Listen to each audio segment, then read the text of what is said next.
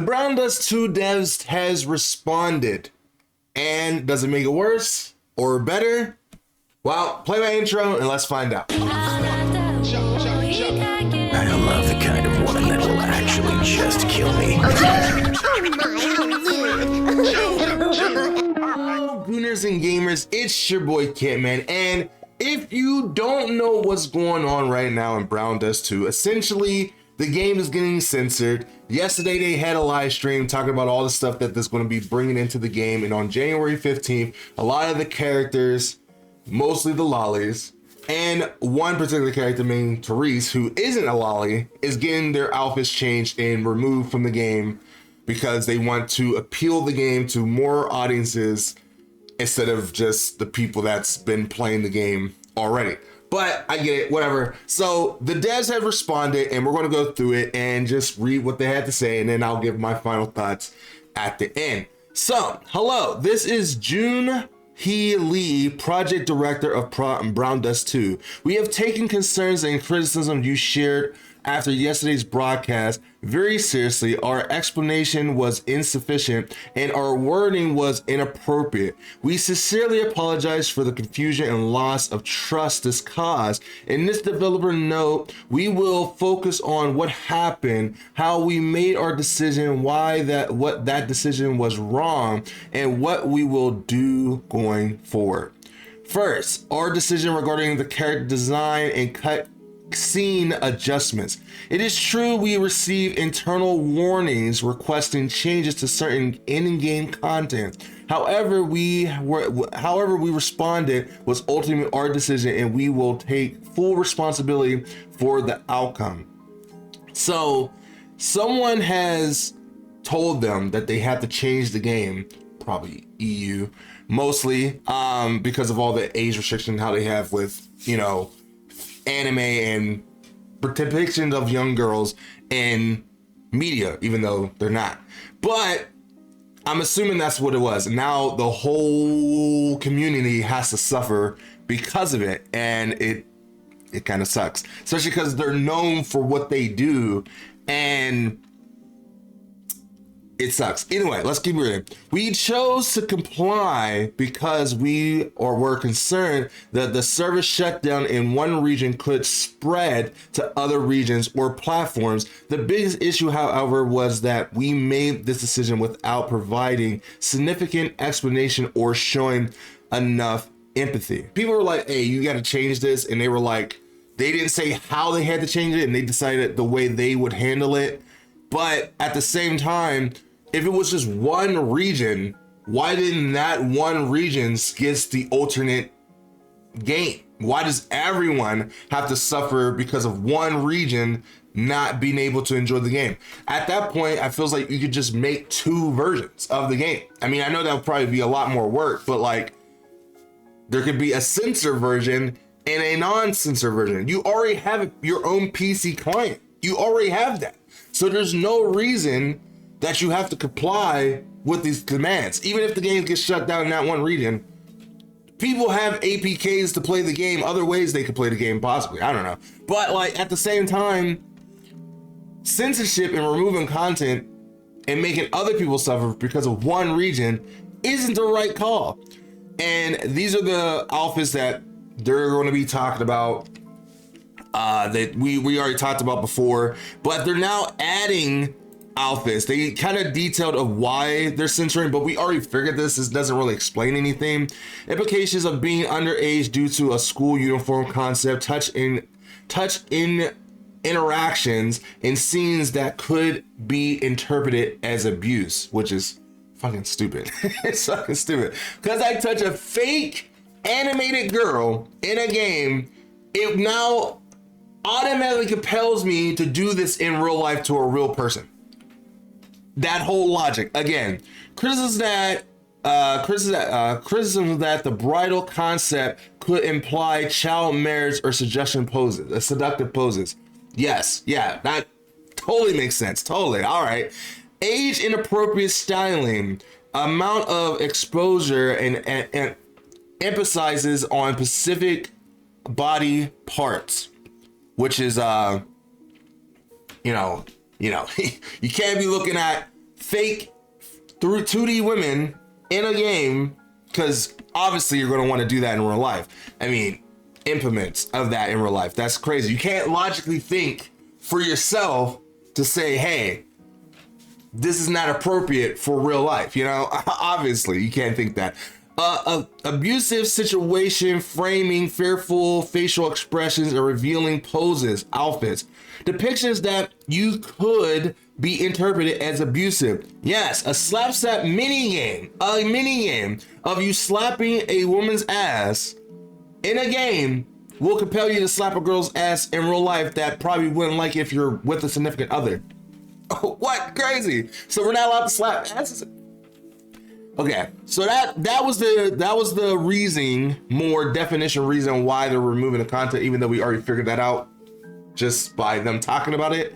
It was not really needed to be clarified anymore, but it's being censored. That's the thing. It's being censored because of one region is telling them to do it, and it's being removed. Regardless of how they're explaining it, the bottom line is it's being censored, and that's all you really need to know. And it's something that just shouldn't happen. I mean, especially because they built a repetition off of just providing good goonery fan service for a game and wasn't bending the knee to Steam, because that's why they, was like, we're not gonna, go on Steam, because they don't idolize with our views of the game. And now all of a sudden they're gonna bend the knee a little bit. Come on. Come on. So they talk about Red Riding Hood, Rue, and the B Idol Siri, which were uninitially optimized from the previous dev notes among the content revisions. So those are also getting revised as well, which, I mean, it's just Rue in a Red Riding Hood outfit, which is crazy to me that's the one thing they're going to change to. Anyway, although there were various internal opinions and concerns raised regardless of the process, the full responsibility for the final decision lies entirely with the development team. Apology for poor communication and lack of transparency. In additional announcements, we failed to explain the situation clearly, which allowed speculations and misunderstandings to grow. This was clear communication failure on our part. It was very clear. When you see one character going from one outfit to another without the other one staying, it's censorship. It's pretty much clear as day. It was clear from the screenshots. That's why people were upset about it. It's just how it is. And when you say you're going to be removing content, you're still going to be removing the content. So it still is the same results as before. As a result, we amplify concerns such as, why did you make this decision? Exactly what will be changed? Will this happen in the future? Again, in the future. If they did it once, it will happen again. That's if you do it once and you allow it to happen, that means in the future it can happen again, and it will happen again. Mistakes on our compensation and refund guidance. During the broadcast, we provided the general refund guidance before the initial review of the scope of changes in compensation policies was complete. This was blatantly the wrong approach.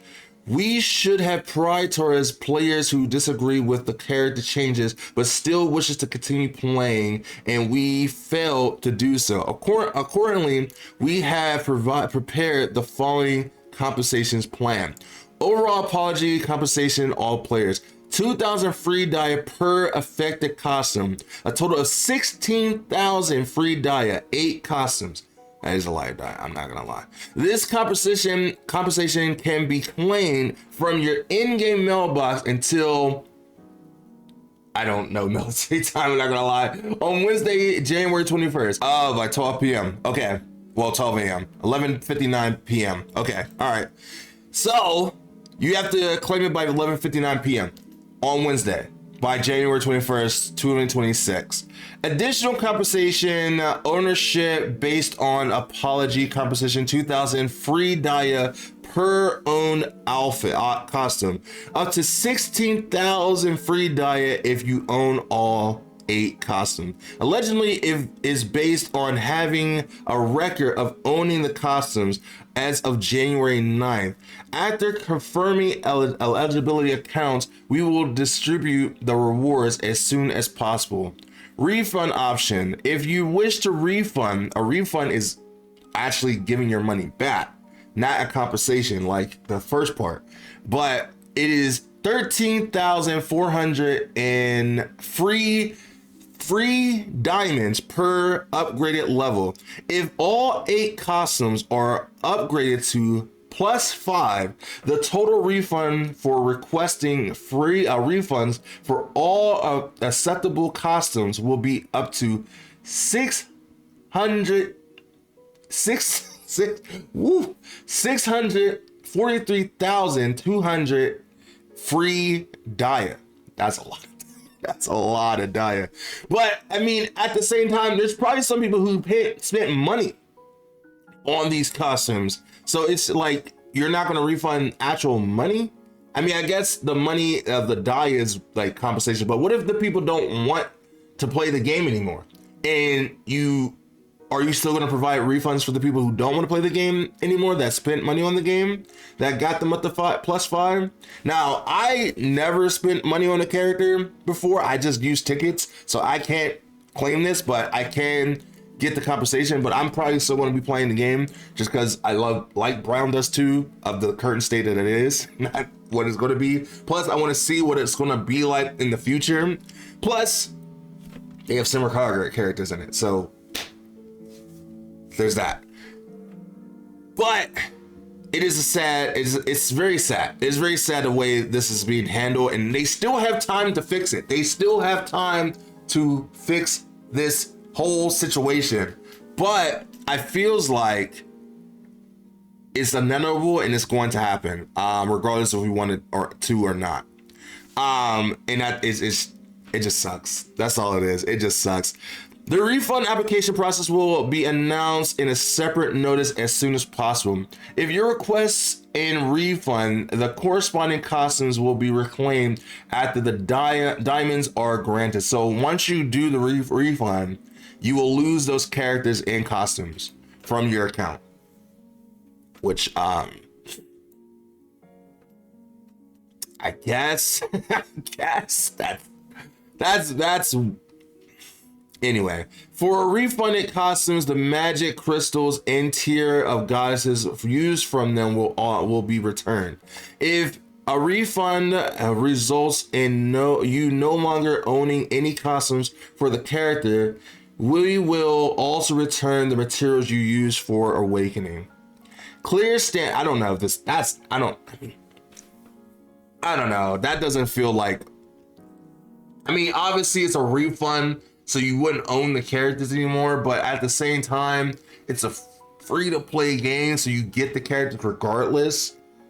So, like, it's one of those things that it's like,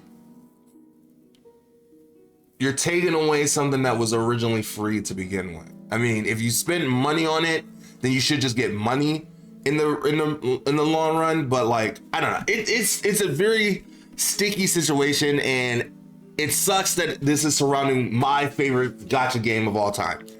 Like, it sucks. It sucks so bad that this happened. And it's like the way they're handling it is.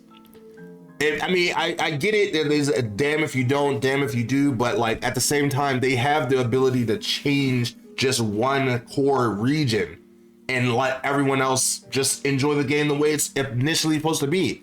Like, the fact that they're trying to cater to one region and have everyone fall into the same category is the part that a lot of people have an issue with. Like, if you just change the game for that region or the Pacific regions, then it's not really a big deal. It's like, it doesn't affect me at all. It sucks that most people won't be able to play the real game that is intended, but that's just the way things are sometimes. But you know, clear standards for the scopes of the future changes to reduce ambiguity Emma Guilty, I think that's how you say that. I'm not gonna lie. Emma Guilty is how underage implications might be impermitted.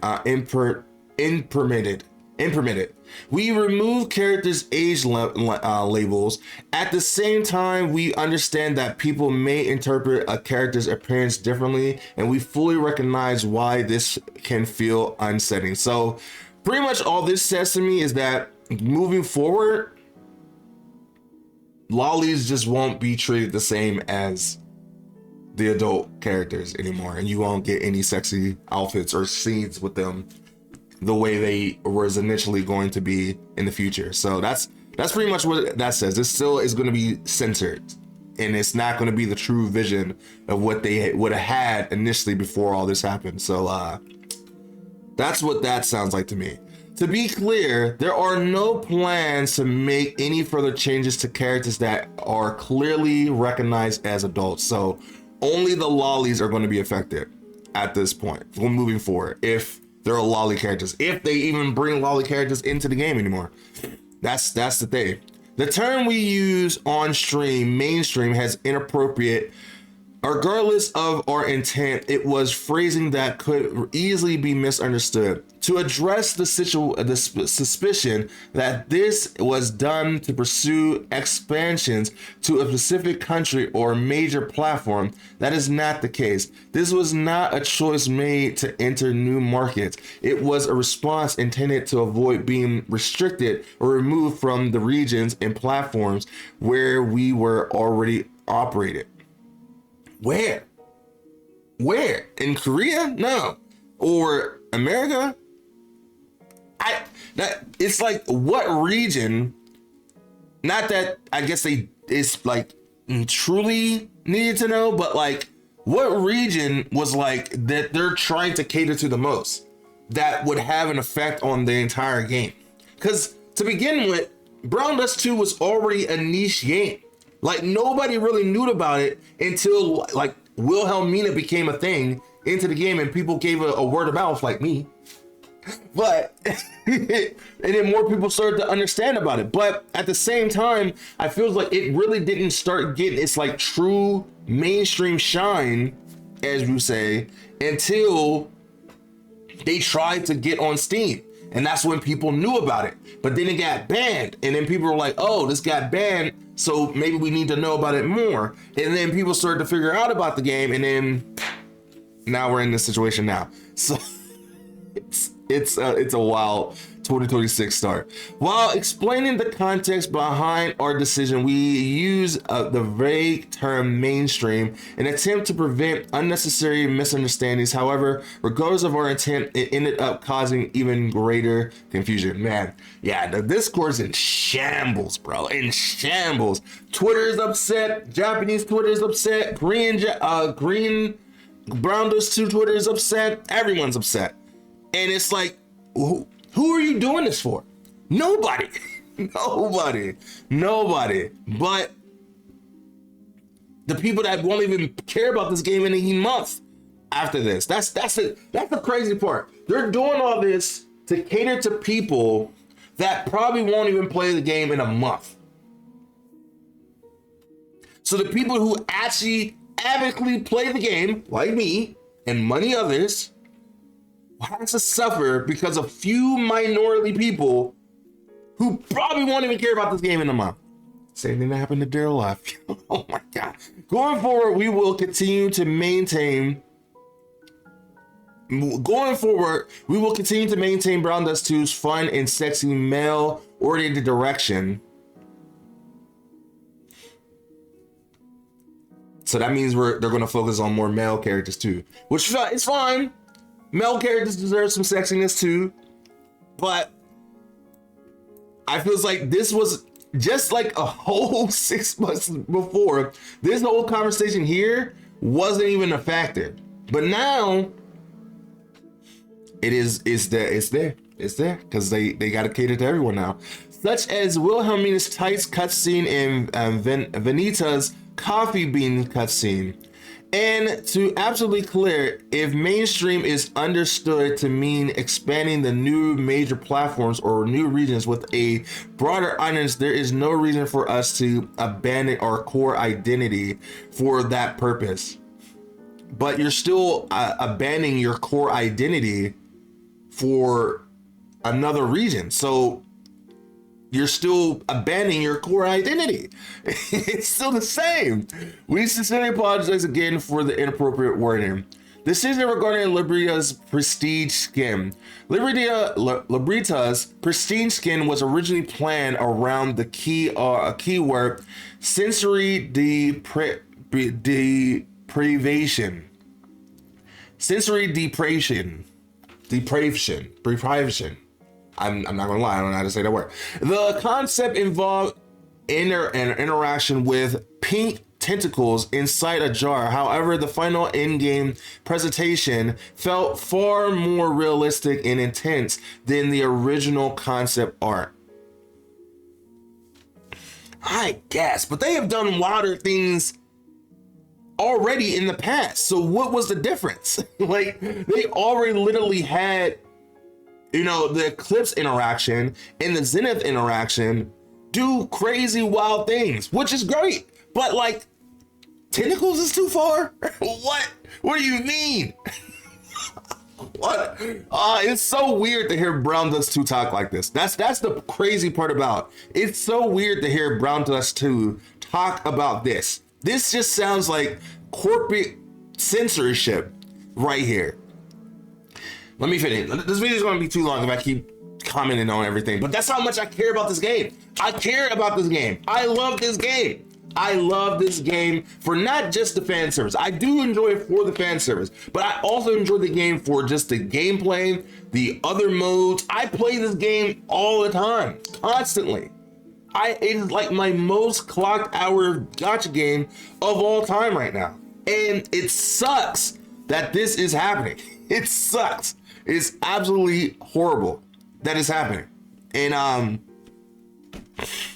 anyway, initially some concerns we raised that the tentacle element in keywords that could be implemented as an extreme fetish went beyond a simple question. How explicit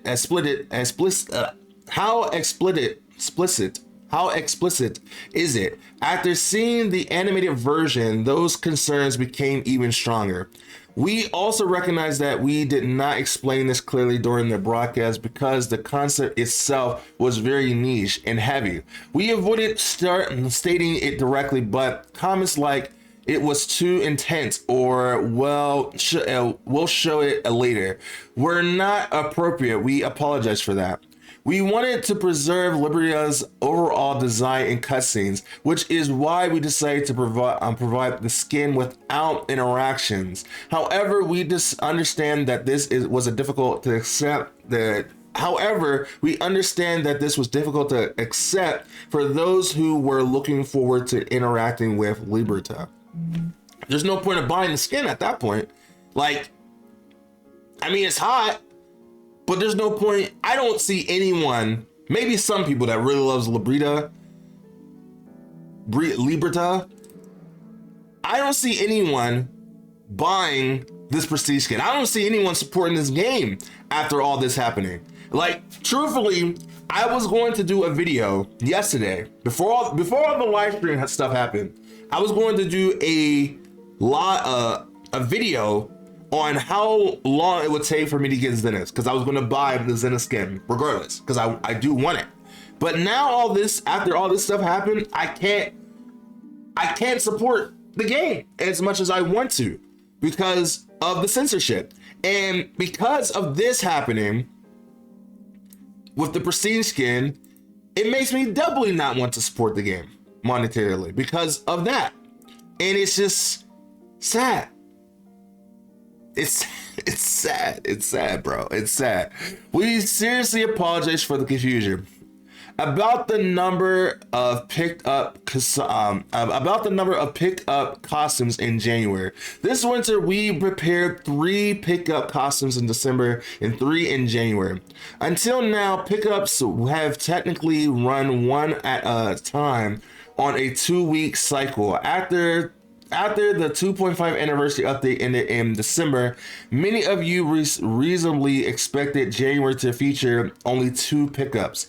However, because 2 buffer type costumes were featured as pickups at the same time, players ended up needing more pools than usual, yet we did not provide significant notice in advance. Accordingly, we will extend both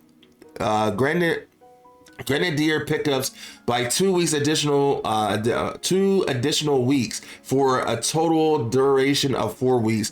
A similar situation occurs in the future. We will provide clear advance notice and adjust the schedule as needed to ensure a more responsible and understandable service experience. That part I don't really care about. I'm not gonna lie. That's just Gacha game terms. Like they always bring out banners and multiple times, and sometimes it can be a little overwhelming, but just you don't have to summon for every character. That's just kind of how it is. I don't really care about that. Regarding the first person matter perspective, was this a thing? Don't remember. First, we sincerely apologize for the discomfort many of you felt about introducing the first person master perspective and for failing to communicate clearly enough, resulting in a loss of trust in the story's direction. We would like to provide additional context on this change. The decision to introduce the master perspective was not made in response to public opinion or survey results. It was an independent judgment made by the development team after a long and careful consideration of how Brown Dust 2's narrative should expand, where it should go next. That said, it is entirely our fault that we did not explain the process intent properly. We have seen many comments such as the master doesn't feel like the player and I don't want to be the master. We believe this discomfort largely comes from the fact that the master currently feels like a separate third character rather than you, the player. You know, this whole talk here sounds like the same situation that was happening in Love and Deep Space, where they have this new home feature where it's a third party character, and you can like, oh, I know it's because my wife plays it, and you can like interact. They pretty much put Animal Crossing into Love and Deep Space, and now most players don't like to see their character as the person interacting with their particular guy that they love, Silas or whatever. And this is kind of sounds like the same ideas that where people can't separate fiction from reality, but at the same time, the character is you. You made the character. The character is you. You can imprint the character on you.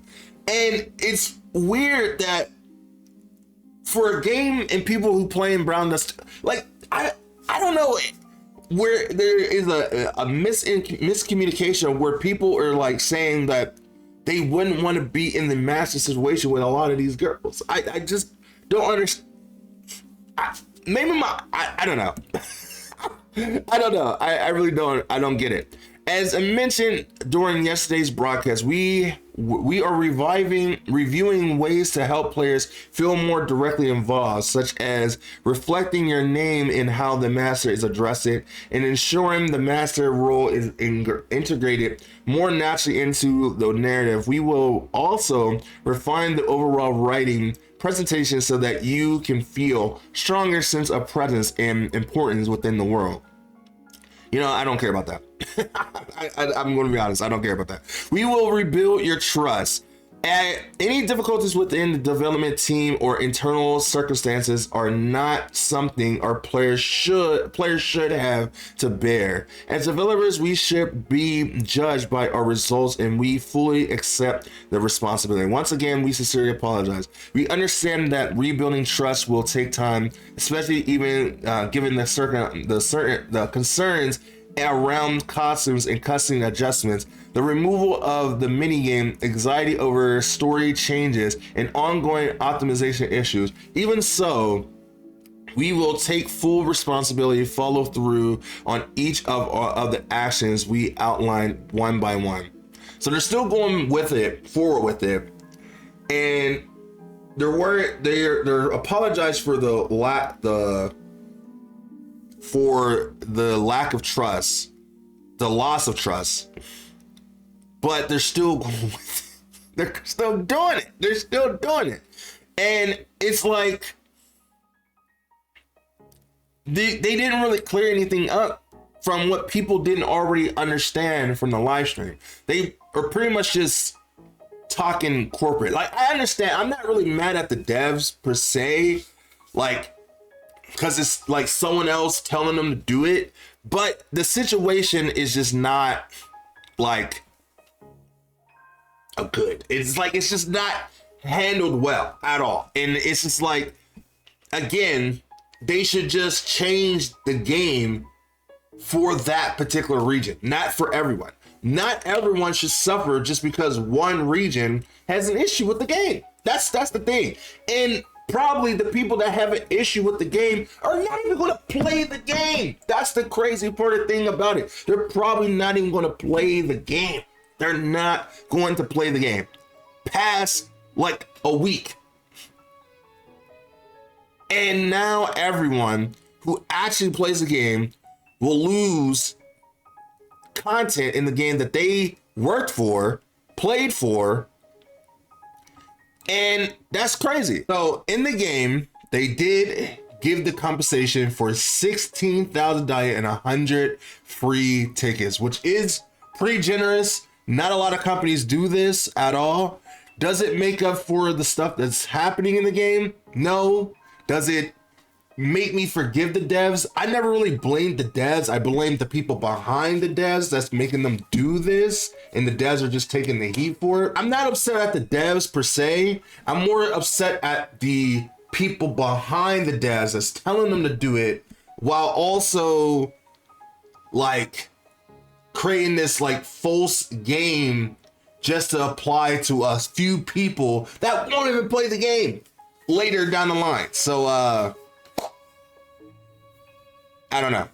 Yeah, it sucks. It sucks a lot. That my favorite gacha game that was built on fan service and that had a true vision for how they wanted to go about making a good Goonery fan service game is now ruined because of one region, and they decided to cut content to go back on what they envisioned in the first place. And instead of just changing the game for one region, why change the entire game? It sucks. It sucks. But I guess that's the way it is. I'm still gonna log in. I'm still gonna check it out, see what the game is like at January 15th. I'm sure a lot of you guys are too. You're kind of curious. And again, they still have time to not go through with this plan and go with a whole different situation for the plan. But it's just, I don't know. I don't know how things are going to go after January 15th and what the content's going to be like for Brown Dust 2. But I guess we're going to have to wait for when that happens. So with that being said, I'm sad. It sucks that this is happening to Brown Dust 2. And I got nothing else. I'm trying to leave this on a positive note, but there's truly no positive in this situation. So there it is. So with that being said, thank you so much for watching. If you guys enjoy this video, let me know by being a fan of that like button. Remember that fan service is the best kind of service. No matter what people try to tell you, fan service is the best kind of service And I will see you in the next video real soon. Bye me.